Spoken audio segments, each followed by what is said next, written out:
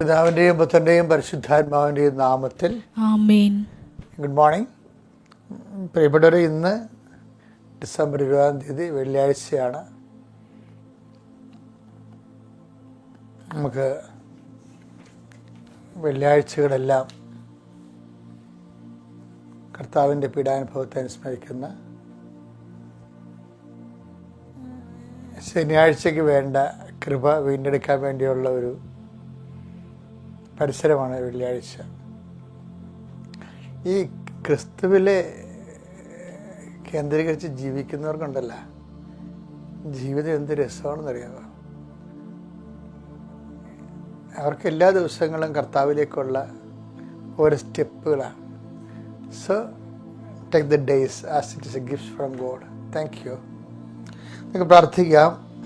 അമ്മേ പരിശുദ്ധമ്മേ, അമ്മേ പരിശുദ്ധമ്മേ, ദേവമാതാവേ, ദൈവമാതാവേ, അന്ന് അങ്ങ് കൃപാസനത്തിൽ പ്രത്യക്ഷപ്പെട്ട് വരാൻ പോകുന്ന മഹാദുരന്തത്തിൽ നിന്ന് രക്ഷപ്പെടാനും എല്ലാവർക്കും വേണ്ടി പ്രാർത്ഥിക്കുവാനും ആവശ്യപ്പെട്ടിട്ട് 20 വർഷം തികയുന്ന ഈ വേളയിൽ കൃപാസനത്തിലൂടെ ഞങ്ങൾക്കും ഈ ദേശത്തിനും അങ്ങ് മധ്യസ്ഥം തേടി തന്ന എല്ലാ അനുഗ്രഹങ്ങൾക്കും കൃപകൾക്കും ഞങ്ങളിപ്പോൾ ഹൃദയം നിറഞ്ഞ നന്ദി പറയുന്നു. അമ്മേ പരിശുദ്ധമ്മേ,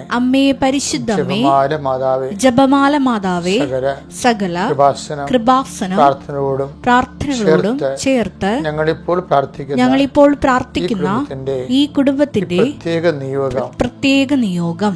ഇന്നത്തെ നിയോഗം പരമക്കളെ,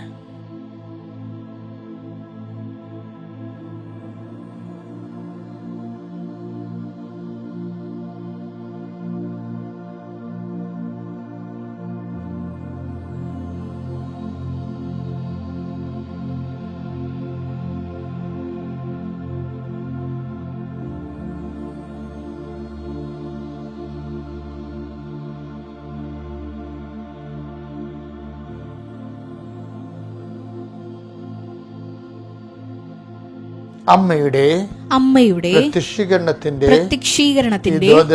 ഈ ദ്വാദശക വേളയിൽ ഞങ്ങൾക്ക് സാധിച്ചു തരുവാൻ കനിയണമേ. വിശ്വാസ പ്രമാണം.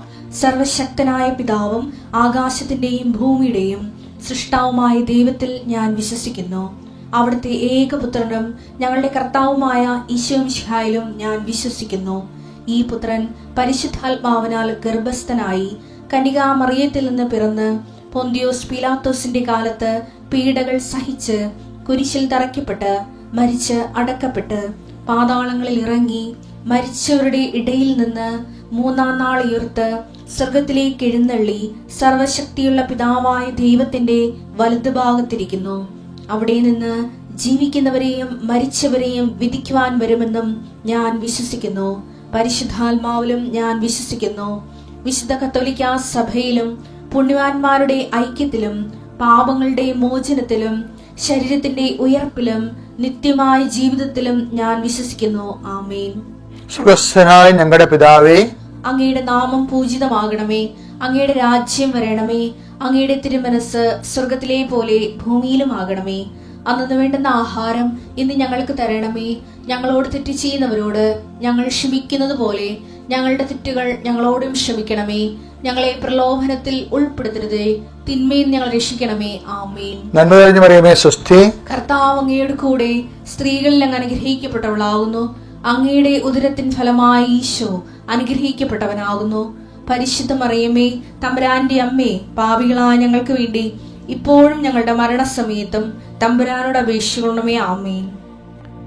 എൻ്റെ പ്രിയപ്പെട്ടവരെ, നമ്മൾ ഇന്നത്തെ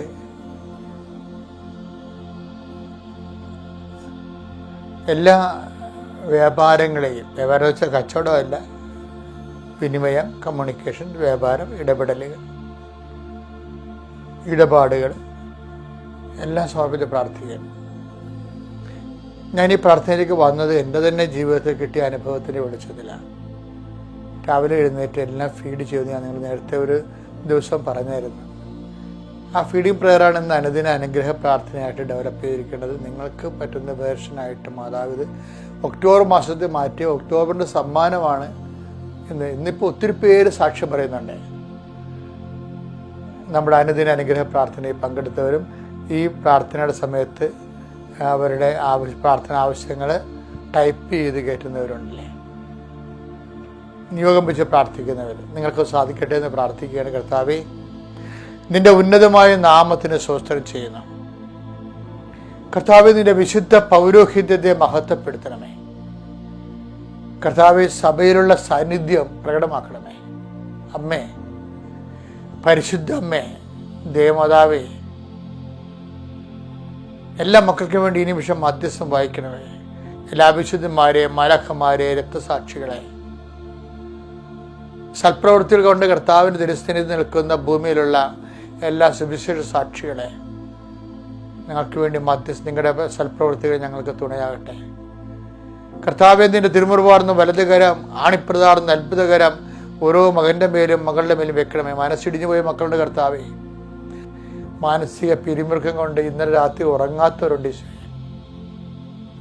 ഇന്നലെ രാത്രി തിരിഞ്ഞും മറിഞ്ഞും കിടന്ന് താമസിച്ചവരുണ്ട് ഈശോയെ. ഇന്നലെ ഭാര്യയും ജീവിത പങ്കാളിയുടെ വഴക്കിട്ടവരുണ്ട് ഈശോയെ.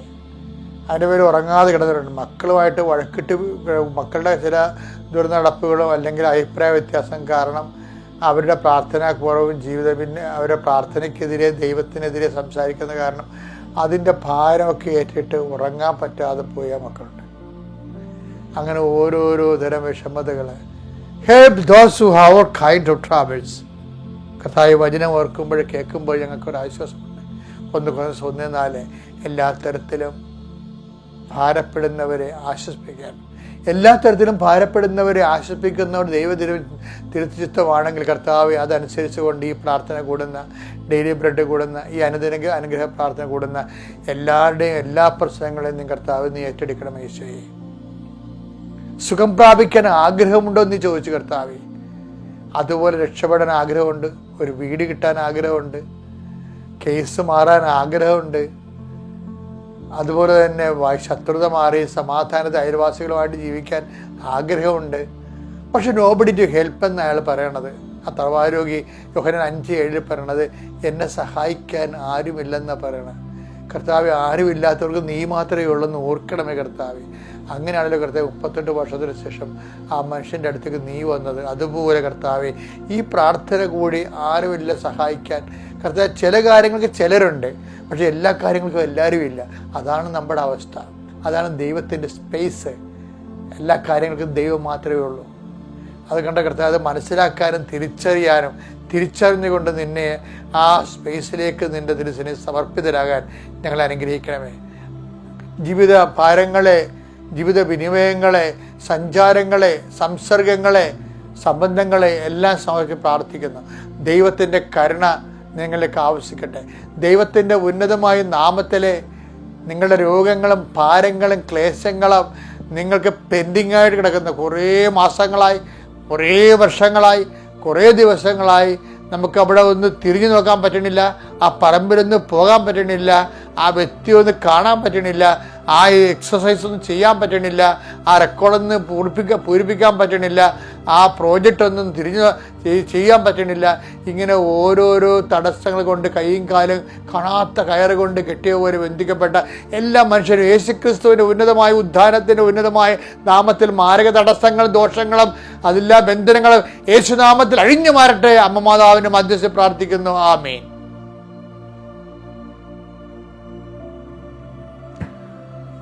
Now we come to the prayer.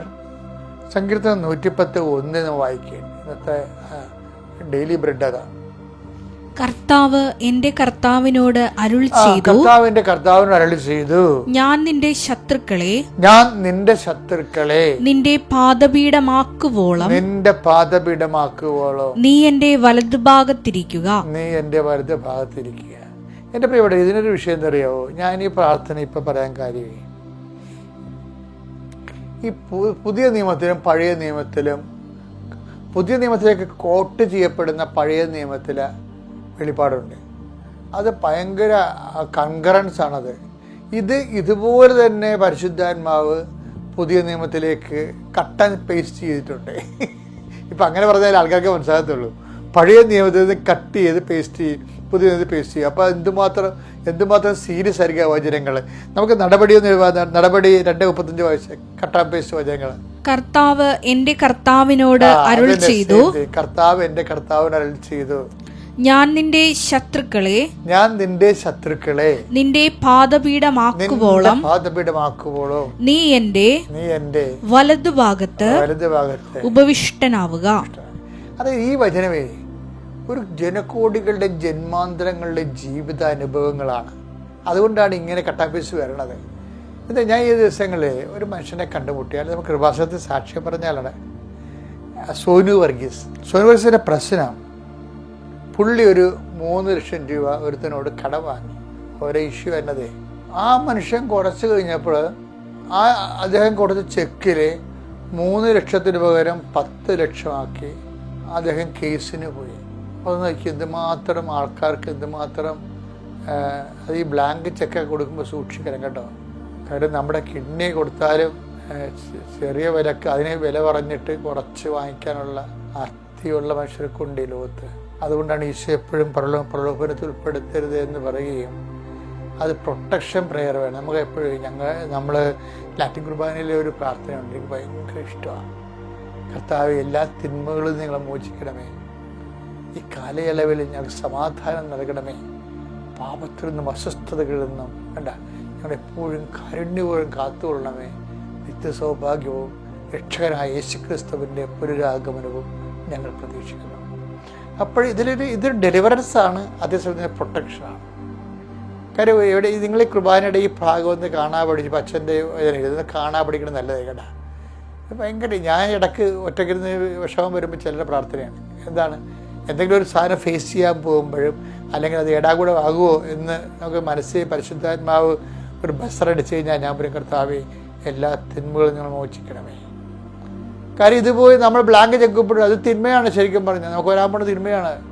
എന്നിട്ട് ഈ മനുഷ്യൻ പറയണേ, ഞാൻ ഉടമ്പടി എടുത്തിട്ട് ഞാൻ ആ നാടകശാലയുടെ അടുത്താണ് നിന്നിരുന്നത്. നാടകശാല എന്ന് പറയുമ്പോഴേ നമ്മുടെ ഉടമ്പടി എടുക്കാൻ വരുമ്പോൾ കൃപാസനത്തിൻ്റെ ആദ്യം പണ്ട് ഇപ്പം നമ്മൾ കൃപാസനത്തിന് സ്കൂൾ ഓഫ് ഫോക്ക് ആർട്സ് വേറെ ചെയ്ത കാരണം ഈ സ്റ്റേജാണ് നമ്മളിപ്പോൾ ഉടമ്പടിക്ക് ഉപയോഗിക്കുക. ഉടമ്പടി സ്റ്റാർട്ട് ചെയ്യുന്ന സ്ഥലമില്ല, അത് സ്റ്റേജാണ്. അങ്ങനെ പുള്ളി നാടകശാല എന്ന് പറഞ്ഞു. അപ്പം ഞാൻ ആ നാടകശാലയുടെ അവിടെ നിൽക്കിയിരുന്നു. സാധാരണ കൃപാസനത്തിൽ നിന്ന് അവിടെയാണ് നിൽക്കുന്നത്. പെട്ടെന്ന് എനിക്ക് തോന്നി കർത്താവിൻ്റെ അടുത്തേക്ക് വന്ന് ഈ അനുദിന ബലികളിലൊക്കെ സജീവമായി പങ്കെടുത്ത് കുമ്പസാരിച്ച് പരിശുദ്ധ കുർബാന സ്വീകരിക്കണം. അപ്പം എന്താണ്, നിന്റെ ശത്രുക്കളെ നിന്റെ പാദപീഠമാക്കുവോളോ നീ എൻ്റെ വലതുവശത്തേക്കുക. നമ്മൾ ദൈവത്തിൻ്റെ വലതുവശത്തേക്ക് ഇരിക്കുമ്പോൾ ഉടമ്പടിയുടെ ഏറ്റവും വലിയ സംഭവം തന്നെയാണ്. വലതുവശത്തേക്ക് ഇരിക്കുകയാണ് നമ്മൾ ദൈവത്തിൻ്റെ.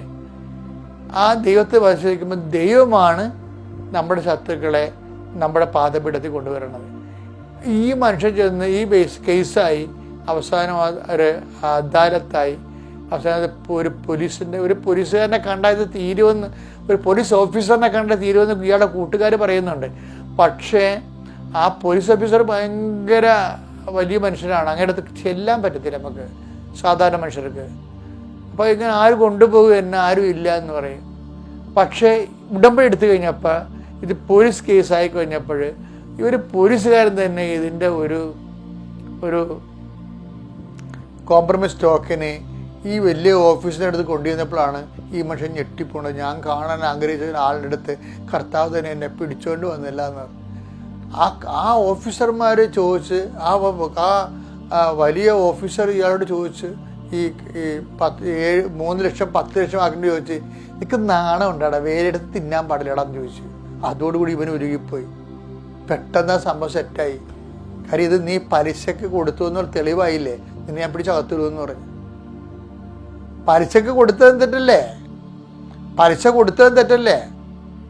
അപ്പം അത് നിന്നെ പിടിച്ച് അകത്തിടുമെന്ന് പറയപ്പെടല്ല, സംഗതി ശുവായിപ്പോയി. എന്താ തരം കോംപ്രമൈസ് ചെയ്യാൻ തയ്യാറായി.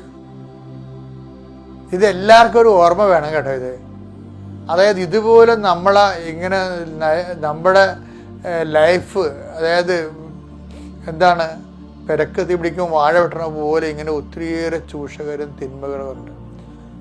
അവർക്കത് ഇടം വരെ അവർ നോക്കത്തില്ല. ആർത്തിപ്പണ്ടാരങ്ങൾ എങ്ങനെയെങ്കിലും അവർക്ക് അവരുടെ കാര്യമാണ് പക്ഷെ ഒരു കാര്യമുണ്ട്, അനുഭവിക്കാൻ ഒരിക്കലും അവരുടെ മക്കൾ അനുഭവിക്കത്തില്ല. ഞാനാണെങ്കിൽ ഒരു 1700 പിണമെടുത്തിട്ടുണ്ട്, മരിച്ചടക്കം നടത്തിയിട്ടുണ്ട്. അപ്പോൾ ചില മരിച്ചടക്കിൻ്റെ മുമ്പൊക്കെ നമ്മൾ പോയി ഉടുക്കത്തൊക്കെ കൊടുത്ത് അവരെ കുമ്പസാരത്തൊക്കെ ഒരുക്കുമ്പോഴൊക്കെ ചിലവന്മാരുടെ ജീവിതമൊക്കെ എനിക്ക് നല്ലവണ്ണം നേരത്തെ അറിയാവുന്നതായിരിക്കും. അവിടെയൊക്കെ അന്ത്യം എന്നൊക്കെ പറഞ്ഞുകൊണ്ടല്ല, അവർ ഒന്നൊന്നര അന്ത്യമായിരിക്കും. വെറുതെ വന്ന് ദൈവത്തിൻ്റെ അടുത്ത് അഭ്യാസം കാണിച്ച് മനുഷ്യത്വരഹിതമായിട്ട് ആർക്കും ഇവിടെ എന്ത് ചെയ്യാമെന്നൊന്നും നടക്കത്തില്ല. ഇത് വെള്ളരിക്കപ്പെട്ടൊന്നുമല്ല, ഇതെല്ലാം ദൈവത്തിൻ്റെ നീതിയിലാണ് നടക്കുന്നത്. നമ്മുടെ കൈ കറയില്ലെങ്കിൽ പിന്നെ ബാക്കിയുള്ള ദൈവം നോക്കും. അതാണ് പറയണത്, ഞാൻ നിന്റെ ശത്രുക്കളെ നിന്റെ പാത വിടമാക്കുകയുള്ളൂ, നീ എൻ്റെ വലവശത്തിരിക്കും. നമ്മുടെ ഡ്യൂട്ടി ഇത്രയേ ഉള്ളൂ. നമുക്ക് ശത്രുക്കളായിട്ട് പ്രശ്നങ്ങളൊന്നുമില്ല, അത് കൈകാര്യം ചെയ്യാൻ വേറെ ആളുണ്ട്. പക്ഷെ നമ്മളെന്താ ചെയ്യേണ്ടത്? നമ്മളവൻ്റെ വലവശത്ത് നിൽക്കണം, കർത്താവിൻ്റെ വചനം കേൾക്കണം, വചനത്തിൽ ജീവിക്കണം, വചനം കൈകാര്യം ചെയ്യണം, വചനത്തിന് സാക്ഷിയാകണം. അങ്ങനെ എല്ലാ ശത്രുക്കളെയും കർത്താവിനെ നിന്റെ പദവിടാക്കാനുള്ള സമയം അനുഭവിച്ചുകൊണ്ട് വിശുദ്ധിയിലേക്കും സുവിശേഷത്തിലേക്കും സാക്ഷ്യത്തിലേക്കും സാക്ഷ്യ ജീവിതത്തിലേക്കും വരാം. ഈ ദിവസം നിങ്ങൾ അനുഗ്രഹിക്കട്ടെ. പിതാവിൻ്റെയും പുത്രൻ്റെയും പരിശുദ്ധാത്മാവിൻ്റെയും നാമത്തിലാണ്. ആമേൻ. അത്യപൂർവ ദൈവാനുഭവങ്ങൾ ഇനി നിങ്ങൾക്കും സ്വന്തം. ഈ യൂട്യൂബ് ചാനൽ ഇതുവരെ സബ്സ്ക്രൈബ് ചെയ്തിട്ടില്ലെങ്കിൽ ഇപ്പോൾ തന്നെ സബ്സ്ക്രൈബ് ചെയ്യുക. ഈ വീഡിയോ ഇപ്പോൾ തന്നെ നിങ്ങളുടെ സുഹൃത്തുക്കൾക്ക് ഷെയർ ചെയ്തുകൊണ്ട് കർത്താവിന്റെ പ്രേക്ഷിതരാകുക.